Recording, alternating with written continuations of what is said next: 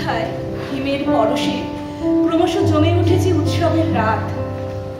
আজ আমরা রবীন্দ্রনাথের শারদোৎসব শোনাবো আপনাদের। আসলে রবীন্দ্রনাথ এই নাটকে শরতের আগমনে বন্ধন মুক্তি ঘটাতে চেয়েছিলেন, আর জয়গান করতে চেয়েছিলেন বন্ধন মুক্তি মানুষের। আমরা সেখান থেকেই এই চিন্তায় প্রাণিত যে আমরা সকলেই যে কোনো রকমের বন্দিত্ব থেকে মুক্তি চাই। উৎসব সেই প্রাণ মুক্তির উদ্বোধন ঘটায়। সেই হিসেবে এই নাটক বছর শেষের সকল কিছু টানের থেকে বেরিয়ে আসার কথা বলে। আসুন সবাই শারদোৎসবের এই প্রাণের উৎসবে সামিল হই। শুরু করছি শারদোৎসব।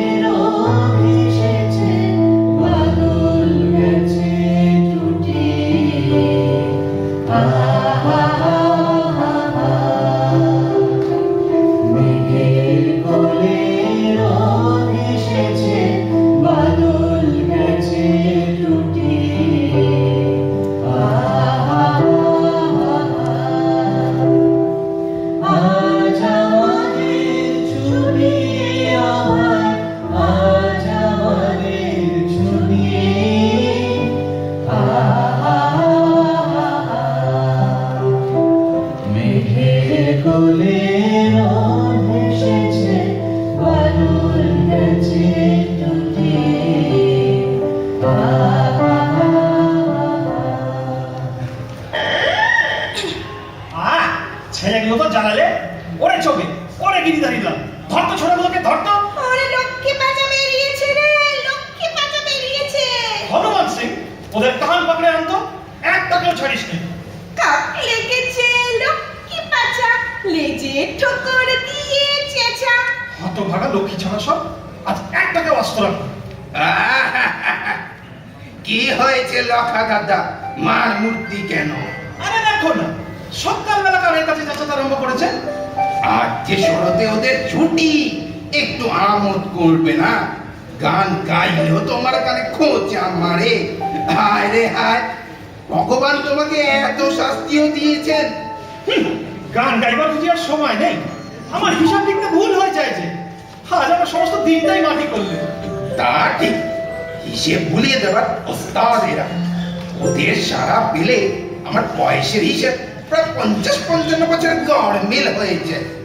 ওরে বাদর গুলো আয় করে চল, তোদের 55 তলা মাঠটা ঘুরিয়ে আসবে। যাও দাদা, তোমার দপ্তর নিয়ে বসোগে, আর হিসেবের ভুল হবে না। হ্যাঁ ঠাকুর দাদা, চলো। আমাদের আজ গল্প বলতে হবে। না না না, গল্প না, বটতলায় বসে আজ ঠাকুর দাদার পাঁচালি হবে। বটতলায় না ঠাকুরদা, আজ পারুল ডাঙায় চলো। ঝোপ ঝোপ ঝোপ, অমন গোলমাল লাগায় যদি তো লক্ষা দাদা আবার ছুটে আসবে। ওফ, কোন পোড়া মুখ আমার কলম নিয়েছে না? ঠাকুরদা, এই বুঝি আমাদের তুমি ডেকে আনলে না কেন? তোমার সঙ্গে আরি, জন্মের মতো আরি। এত বড় দণ্ড, নিজেরা দোষ করে আর আমাকে শাস্তি। আমি তোদের ডেকে বার করবো না তোরা আমাকে টেনে বের করে আনবি? না ভাই, আর ঝগড়া না, গান কর গান কর।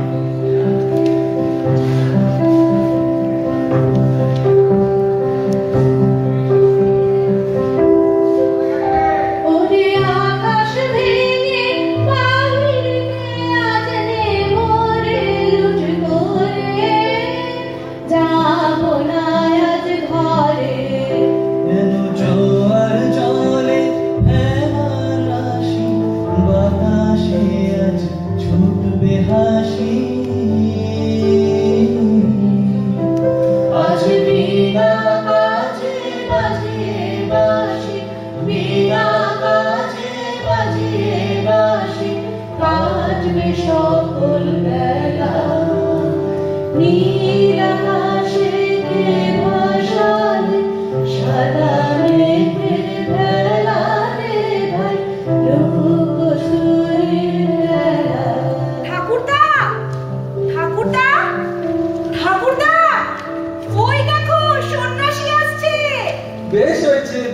হয়েছে, আমরা সন্ন্যাসীকে নিয়ে খেলবো, আমরা সব চেলা সাজবো। আমরা ওর সঙ্গে বেরিয়ে যাব, কোন দেশে চলে যাব কেউ খুঁজে পাবে না। আরে চুপ চুপ, সন্ন্যাসী ঠাকুর, সন্ন্যাসী ঠাকুর। আরে থাম থাম, ঠাকুর রাগ করবে। সন্ন্যাসী ঠাকুর, তুমি কি আমাদের উপর রাগ করবে? আজ আমরা সব তোমার চেলা হব। এ তো খুব ভালো কথা। তারপরে তোমরা আবার সব শিশু সন্ন্যাসী সেজো, আমি তোমাদের বুড়ো চেলা সাজবো। এ বেশ খেলা, এ চমৎকার খেলা। প্রণাম হই, আপনি কে? আমি ছাত্র। আপনি ছাত্র? হ্যাঁ, পুঁথি পত্র সব পড়াবার জন্য বের হয়েছি। ঠাকুর বুঝেছি, বিদ্যের বোঝা সমস্ত ঝেড়ে ফেলে দিব্যে একবার হালকা হয়ে সমুদ্রে পাড়ি দেবে। আহা, ও ছেলেটিকে গাছের তলায় এমন দিনে পুঁথির মধ্যে ডুবে রয়েছে। উপনন্দ, ভাই উপনন্দ, এসো ভাই। আজ আমরা সন্ন্যাসী ঠাকুরের চেলা শিখেছি, তুমিও চলো আমাদের সঙ্গে, তুমি হবে সর্দার চেলা। না ভাই, আমার কাজ আছে। কিচ্ছু কাজ নেই, ঘুমিয়ে এসো। আমার পুঁথি নকল করতে অনেকখানি বাকি আছে। সেই বুঝি কাজ? ভারী তো কাজ। ঠাকুর, তুমি ওকে বলো না, ও আমাদের কথা শুনবে না, কিন্তু উপনন্দকে না হলে মজা হবে না। বাছা, তুমি কি কাজ করছো? আজ তো কাজের দিন না। আজ ছুটির দিন, কিন্তু আমার ঋণ আছে, শোধ করতে হবে, তাই আজ কাজ করছি। উপনন্দ, জগতে তোমার আবার ঋণ কিসের ভাই? ঠাকুর দাদা, আমার প্রভু মারা গিয়েছে, তিনি লক্ষেশ্বরের কাছে ঋণী, সেই ঋণ আমি পুঁথি দিতে শোধ দেব। হায় হায়, তোমার মতন কাঁচা বয়সের ছেলেকেও ঋণ শোধ করতে হয়, আর এমন দিনেও ঋণ শোধ। ঠাকুর, আজ নতুন উত্তরে হাওয়ায় ওপারে গাছের বনে ঢেউ দিয়েছে, এপারে ধানের খেতে সবুজে চোখ একেবারে ডুবিয়ে দিন। শিউলি বন থেকে আকাশ আর পুজোর গন্ধে ভরে উঠেছে, আর এরই মাঝখানে এই ছেলেটি আজ ঋণ শোধের আজরে বসে গেছে। এও কি চোখে দেখা যায়? ওই রে, ওই আসছে, ওই রে লক্ষা। ওই রে লক্ষ্মী পেঁচা। আর সর্বনাশ, যেইখানটিতে আমি কৌটো পুঁতে রেখেছিলুম ঠিক সেই জায়গাটিতে যে উপনন্দ বসে গেছে। আমি ভেবেছিলুম ছোড়াটা বোকা বুঝি, তাই পরে ঋণ শুনতে এসছে। তা তো নয় দেখছি, পরের ধার ভাঙাই ওর ব্যবসা। আমার গজমতির খবর পেয়েছে। আরে, একটা সন্ন্যাসীকে কোথা থেকে জুটিয়ে এনেছে দেখছি। সন্ন্যাসী হাত ছেড়ে জায়গাটা বের করে দেবে। উপনন্দ, উপনন্দ, কি? ওঠ, ওঠ ওই জায়গা থেকে। এখানে কি করতে এসেছিস? ওরে, ওরে এসব, ওরে সব ঘোর সামনে কোথা থেকে? রাজা আমার গজমতির খবর পেলে নাকি? এর যে উপনন্দ ছিল ঢের ভালো, এখন কি করি? ঠাকুর, ঠাকুর, ঠাকুর, তোমার পায়ে ধরি। তুমি তুমি ঠিক এইখান থেকে বসো, এই যে এইখানে। আরেকটু বাদিকে সরে এসো। এই হয়েছে, খুব চেপে বসো। রাজাই আসুক আর সম্রাটই আসুক, তুমি কোনো মতে এখান থেকে উঠো না। তাহলে তাহলে আমি তোমায় খুশি করে দেবো। আরে লোকা পড়ে কি, ওরা কেঁপে গেলে নাকি? ঠাকুর, ঠাকুর, আমি একটু আড়ালে যাই। আমাকে দেখলেই রাজার টাকার কথা মনে পড়ে যায়। শত্রুরা লাগিয়েছে, আমি সব টাকা পুঁতে রেখেছি। শুনে অব্দি রাজা যে কত জায়গায় কূপ করতে আরম্ভ করেছেন তার ঠিকানা নেই। জিজ্ঞাসা করলে বলেন প্রজাদের জল দান করছেন। কোন দিন আমার ভিটে মাটির ভিত কেটে জল দানের হুকুম হবে, এই ভয় রাতে ঘুমোতে পারিনি। সন্ন্যাসী ঠাকুর, প্রণাম হই। আপনি তো উপনন্দ। কেউ কেউ আমাকে তাই বলেই তো জানে। আপনার অসামান্য ক্ষমতার কথা চারিদিকে রাষ্ট্র হয়ে গেছে। আমাদের মহারাজ সম্পাদ আপনার সঙ্গে দেখা করতে ইচ্ছা করেন। রাজোদ্যান অতি নিকটেই, এখানেই তিনি অপেক্ষা করছেন। ঠাকুর, তুমি অপূর্বানন্দ? তবে তো বড় অপরাধ হয়ে গেছে। আমাকে আমাকে মাফ করতে হবে। তুমি আমাকে ভণ্ড তপস্বী বলেছ, এই যদি তোমার অপরাধ হয় আমি তোমাকে মাফ করলেন। ওই রে, রাজা আসছে। আমি তবে একটু আড়ালে দাঁড়াই গিয়ে। প্রণাম হই ঠাকুর। জয় হোক। কি বাসনা তোমার? সে কথা নিশ্চয়ই তোমার অগোচর নেই। আমি অপূর্ণ রাজ্যের অধীশ্বর হতে চাই প্রভু। তাহলে গোড়া থেকে শুরু করো, তোমার খণ্ডরাজ্যটি ছেড়ে দাও। পরিহাস নয় ঠাকুর, বিজয়াদিত্যের প্রতাপ আমার অসহ্য বোধ হয়। আমি তার সামন্ত হয়ে থাকতে পারবো না। রাজন, তবে সত্য কথা, আমার পক্ষেও সে ব্যক্তি অসহ্য হয়ে উঠেছে। বলো কি ঠাকুর? এক বর্ণ মিথ্যে বলছিলেন, তাকে বশ করবার জন্যই তো আমি মন্ত্র সাধনা করছি। তাহলে ঠাকুর আমার কথা মনে রেখো, তুমি যা চাও আমি তোমাকে দেব। যদি সে বশ মানে, তাহলে আমার কাছে যদি তা বেশ, সেই চক্রবর্তী সম্রাটকে আমি তোমার সভায় ধরে আনবো। কিন্তু বিলম্ব করতে ইচ্ছে করছে না। শরৎকাল এসেছে, সকালবেলা উঠে বেতুসিনীর জলের উপর যখন আশ্বিনে রৌদ্র পড়ে, তখন আমার সৈন্য সামন্ত নিয়ে দিগ্বিজয়ে বেরিয়ে পড়তে ইচ্ছা করে। যদি আশীর্বাদ করো তাহলে। কোনো প্রয়োজন নেই, শরৎকালেই আমি তাকে তোমার কাছে সমর্পণ করব। এই তো উপযুক্ত কাল। তুমি তাকে নিয়ে কি করবে? আমার কোনো একটা কাজে লাগিয়ে দেব, তার অহংকার দূর করতে হবে। বিজয়াদিত্যের যে এত শত্রু জমে উঠেছে তা তো আমি জানতাম না। তবে ভেবেই হই, প্রণাম। আচ্ছা আচ্ছা ঠাকুর, তুমি তো বিজয়াদিত্যকে জানো, সত্যি করে বলো দেখি, লোকে তার সম্বন্ধে যতটা রটনা করে ততটা কি সত্য? কিছু মাত্র না। লোকে তাকে একটা মস্ত রাজা বলে মনে করে, কিন্তু সে নিতান্তই সাধারণ মানুষের মতো। তার সাজসজ্জা দেখেই লোকে ভুলে গেছে। বলো কি ঠাকুর? আমিও তাই ঠাউরে ছিলাম। হ্যাঁ, নিতান্তই সাধারণ মানুষ। সন্ন্যাসী ঠাকুর, সন্ন্যাসী ঠাকুর। কি বাবা? তুমি আমাদের নিয়ে খেলো। সে কি হয় বাবা? কি খেলা খেলবে? আমরা আজ শারদোৎসব খেলবো। সে বেশ হবে। সে বেশ মজা হবে। সে কি খেলা ঠাকুর? সে কেমন করে খেলতে হয়? তবে এক কাজ করো, ওই কাশবন থেকে কাশ তুলে নিয়ে এসো। আঁচল ভরে ধানের মঞ্জুরি আনতে হবে। আর তোমরা ওই শিউলি ফুলের মালা গেঁথে ওইখানে ফেলে রেখে গেছো, সেগুলো নিয়ে এসো। ঠাকুর কি কি করতে হবে ঠাকুর?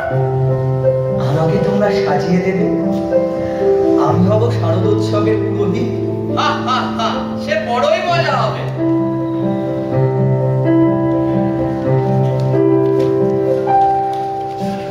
উড়ে যাবো না আজ ঘরে ভাই, যাবো না আজ ঘরে। ওরে আকাশ ভেঙে বাহির কে আজ নেব রে লুট করে, যাব না আজ ঘরে। যেন জোয়ার জলে ভেড়ার হাসি, বাতাসে আজ ছুটছে হাসি। আজ বীরা গাছে বাজিয়ে বাঁশি, বীরা গাছে বাজিয়ে বাঁশি, কাঁপে সকল বেলা। পৌঁছেছে, তোমাদের গান আজ একেবারে আকাশের পাড়ে গিয়ে পৌঁছেছে। দ্বার খুলেছে তার। দেখতে পাচ্ছ কি সারদা বেরিয়েছেন? দেখতে পাচ্ছ না?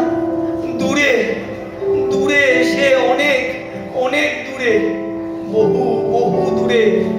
সেখানে চোখ যে যায় না, সেই জগতের সকল আরম্ভের প্রান্তে, সেই উদয়াচলের প্রথমতম শিখরটির কাছে, যেখানে প্রতিদিন উষার প্রথম পদক্ষেপটি পড়লেও তবু তার আলো চোখে এসে পৌঁছয়, অথচ ভোরের অন্ধকারের সর্বাঙ্গে কাঁটা দিয়ে ওঠে। সে অনেক অনেক দূরে। সেইখানে হৃদয় মেলে দিয়ে স্তব্ধ হয়ে থাকো। ধীরে ধীরে একটু একটু করে দেখতে পাবো। আমি ততক্ষণ আগমনের গানটি গাইতে থাকি। অমল ভবন পানে লেগেছে মন্দ মধুর হাওয়া, দেখি নাই কবু দেখি নাই এমন তরুণী মা।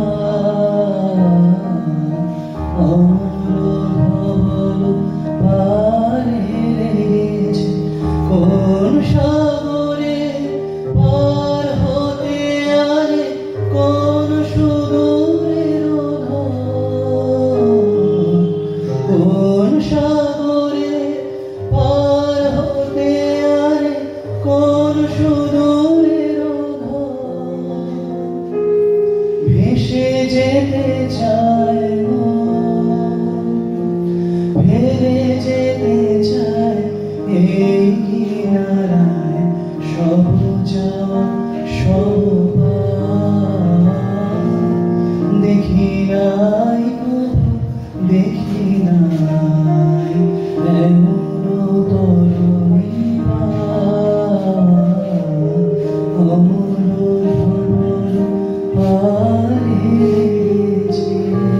এ কি হলো লক্ষা গেরুয়া ধরেছে যে?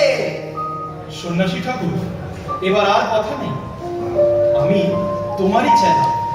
এই নাও, এই নাও আমার গজমতির কৌটো, এই আমার মণিমাণিক্যর পেটিকা তোমার কাছে রইল। দেখো ঠাকুর, সাবধানে রেখো। তোমার এমন মতি কেন হলো লক্ষেশ্বর? সহজে হয়নি প্রভু। সম্রাট বিজয়াদিত্যের সৈন্য আসছে। এবার আমার ঘরে কি আর কিছু থাকবে? তোমার গায়ে তো কেউ হাত দিতে সাহস পাবে না। এ সমস্ত তোমার কাছেই রাখলে। তোমার চেলাকে তুমি রক্ষা করো বাবা। আমি তোমার শরণাগত। সন্ন্যাসী ঠাকুর, সন্ন্যাসী ঠাকুর, বসো বসো, তুমি যে হাঁপিয়ে পড়েছো, একটু বিশ্রাম করো। বিশ্রাম করার সময় নেই ঠাকুর। চরের মুখে সংবাদ পাওয়া গেল যে বিজয়াদিত্যের পতাকা দেখা দিয়েছে, তার সৈন্য দল আসছে। বলো কি? বোধহয় শরৎকালের আনন্দে তাকে আর ঘরে টিকতে দেয়নি। তিনি রাজ্য বিস্তার করতে বেরিয়েছে। কি সর্বনাশ! রাজ্য বিস্তার করতে বেরিয়েছেন? বাবা, এ তো বিকৃত হলে চলবে কেন? তুমিও তো রাজ্য বিস্তার করবার জন্য বেরোবার উদ্যোগে ছিলে। না, সে তো স্বতন্ত্র কথা। তাহলে আমার এই রাজ্যটুকুতে তা সে যাই হোক, আমি তোমার শরণাগত ঠাকুর। এই বিপদ হতে আমাকে বাঁচাতেই হবে। বোধহয় কোনো দুষ্ট লোক তার কাছে লাগিয়েছে যে আমি তাকে লঙ্ঘন করিতে ইচ্ছে করেছি। তুমি তাকে বলো সে কথা সম্পূর্ণ মিথ্যা, সর্বৈব মিথ্যা। আমি কি এমনই উন্মত্ত? আমার রাজ চক্রবর্তী হবার দরকার কি? আমার সত্যি বা কি এমন আছে? ঠাকুরদা, কি প্রভু? দেখো, আমি কৌপিন করে এবং গুটি কতক ছেলেকে মাত্র নিয়ে শারদোৎসব কেমন জমিয়ে তুলেছিলেন, আর ওই চক্রবর্তী সম্রাটটা তার সমস্ত সৈন্য সামন্ত নিয়ে এমন দুর্লভ উৎসব কেবল নষ্টই করতে পারে। লোকটা কিরকম দুর্ভাগা দেখেছো? চুপ করো, চুপ করো ঠাকুর। কে আবার কোন দিক থেকে শুনতে পাবে? ওই বিজয়াদিত্যের পরে আমার আরে চুপ চুপ, তুমি তো সর্বনাশ করবে দেখছি। তার প্রতি তোমার মনের ভাব যাই থাক, সে তুমি মনেই রেখে দাও। তোমার সঙ্গে তো পূর্বেও সে বিষয়ে কিছু আলোচনা হয়ে গেছে। কি মুশকিলে পড়লেন সে কথা কেন ঠাকুর? সে এখন থাক না। ওহে লঙ্কেশ্বর, তুমি এখানে বসে বসে কি শুনছো? এখান থেকে যাও না। মহারাজ, যাই এমন সাধ্য কি আমার আছে? একেবারে পাথর দিয়ে চেপে রেখেছে। জমে না নাড়লে আমার আর নড়চড় নেই। নইলে মহারাজের সামনে বসে আমি যে ইচ্ছা সুখে বসে থাকি, এমন আমার স্বভাবই না। জয় হোক মহারাজ চক্রবর্তী বিজয়াদিত্য।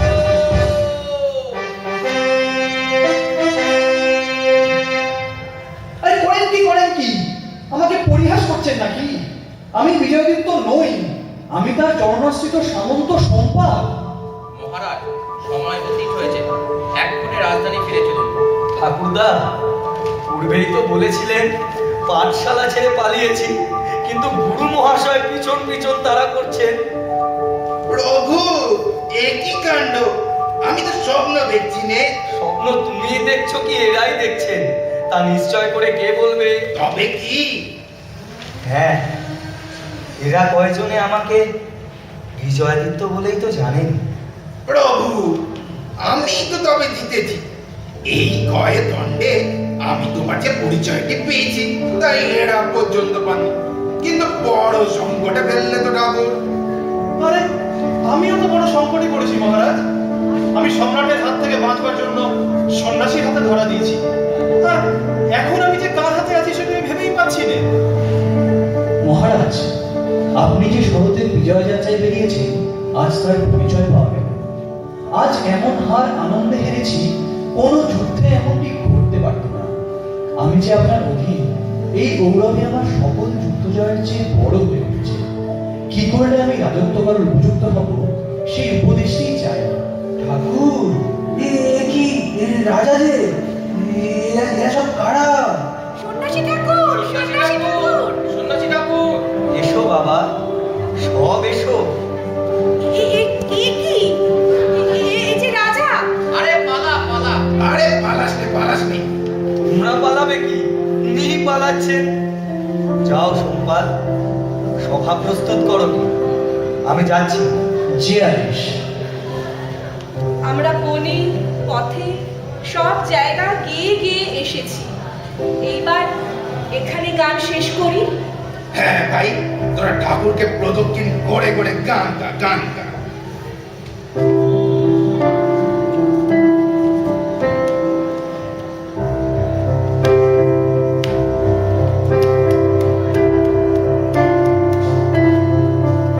আমার নয়ন ভোলানো এলে, নয়ন ভোলানো এলে, নয়ন আমি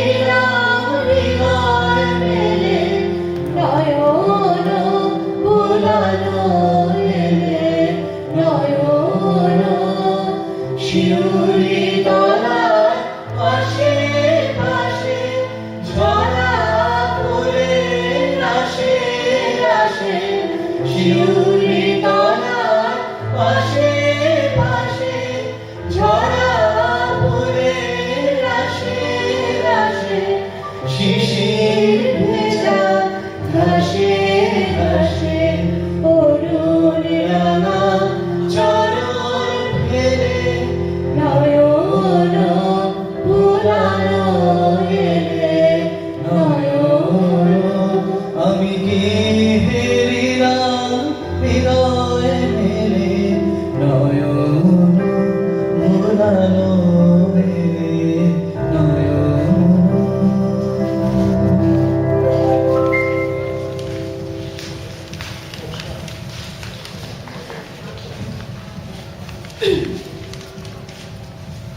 উপস্থাপনায় সন্ন্যাসী অর্ক চক্রবর্তী, রাজা শুভব্রত সাহা, ঠাকুরদাদা সৃজন দত্ত, লক্ষেশ্বর শুভময় ঘোষ,